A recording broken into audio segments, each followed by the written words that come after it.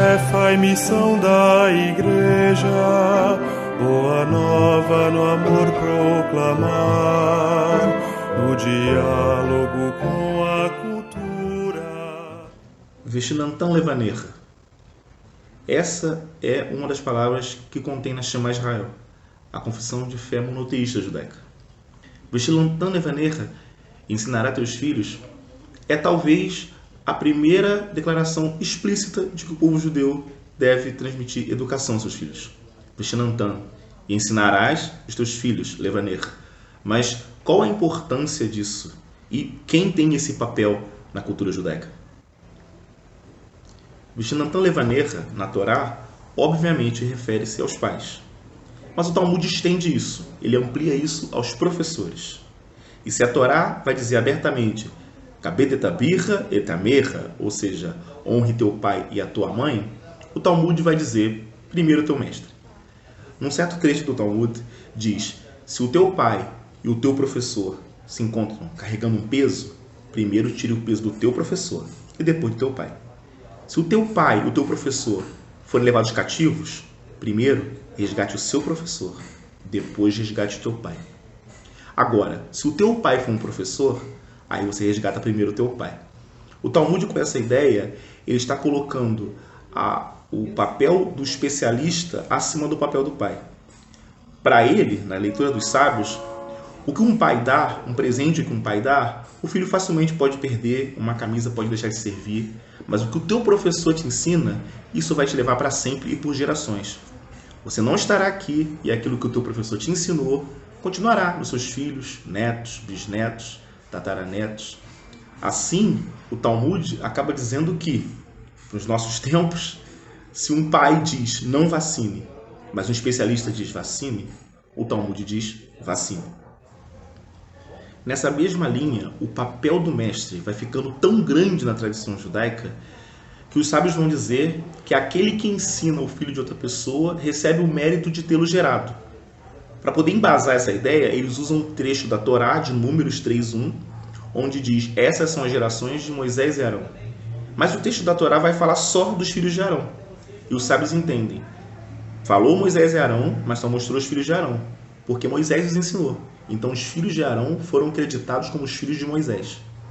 A função do professor, ela é tão grande na nossa cultura que o único que consegue cumprir a mitzvah de pruvro, ou seja, crescer e multiplicar, sem de fato gerar um filho ou adotar, é o professor.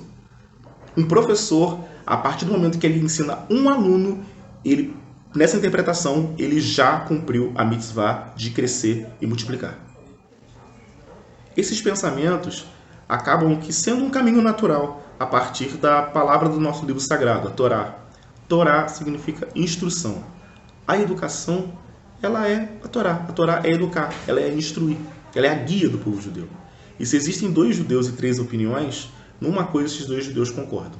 A educação é necessária, não só para mim e para o outro.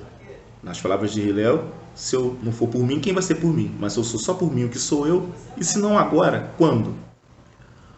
Os sábios fazem ainda um joguete interessante para falar sobre a conexão entre liberdade e educação. Eles pegam um trecho, se não me engano, de Êxodo 32:6, que diz que as tábuas eram os dedos de Deus gravados nas tábuas. Nas tábuas contém a Torá, os mandamentos, né? E eles pegam esse texto, em aramaico dizem Atik Harut, Elaherut. Por quê? Porque gravado no hebraico é Harut. Harut é gravado. Ele fala, não leia Harut, leia Herut. Por quê? Enquanto Harut é gravado, Herut é liberdade. Então ele diz, não leia gravado nas tábuas, mas liberdade nas tábuas. Porque a oposição que a Torá faz é que um povo escravo, a primeira coisa que você precisa dar para ele, para libertá-lo, é a educação, é a Torá, é a instrução. Para o Talmud, para os sábios, para o judaísmo, somente a educação liberta. É tarefa e missão da Igreja, boa nova no amor proclamar. Gostaria de agradecer ao Setor Santana pelo convite de vir aqui falar um pouquinho sobre a minha trajetória dentro da educação, nesses 32 anos que eu estive presente em sala de aula.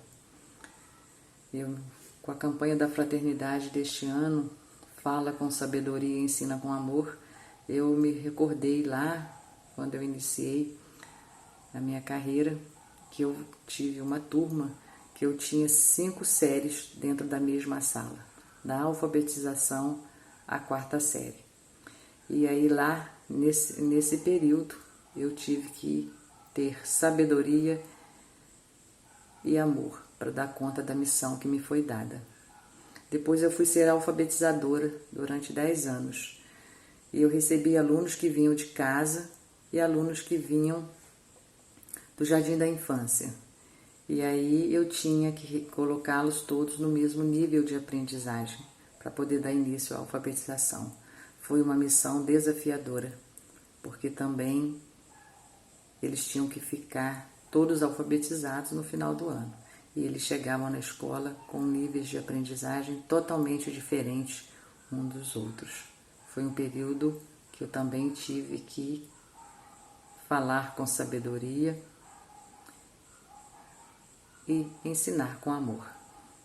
Depois eu fui ser alfabetizadora de jovens e adultos na EJA. E nesse período eu alfabetizei muitos idosos.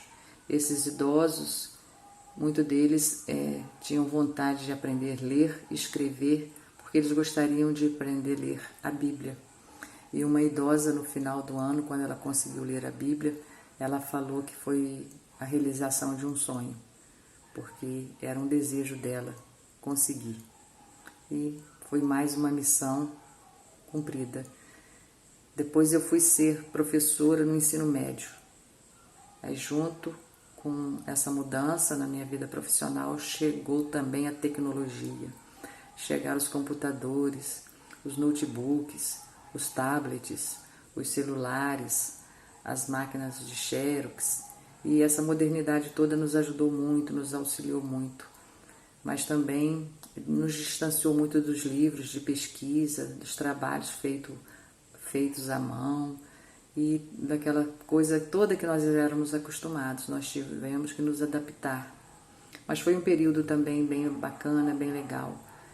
E aí hoje eu fico imaginando, como que deve ter sido difícil durante esse período da pandemia, da Covid-19, as aulas online, por aqueles alunos que ainda não têm acesso a toda essa tecnologia.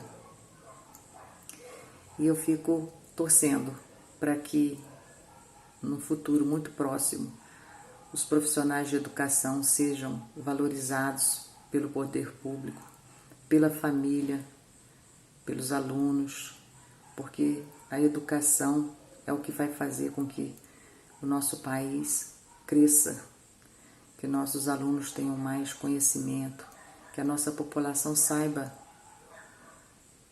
lutar pelos seus direitos. É através da educação que a gente torna um país mais forte, que conhece os seus direitos, que luta por eles. Então eu espero que tudo agora, voltando às aulas presenciais, esses professores sejam mais valorizados em todos os sentidos. Paz e bem a todos. Um abraço. O Evangelho seguir e viver.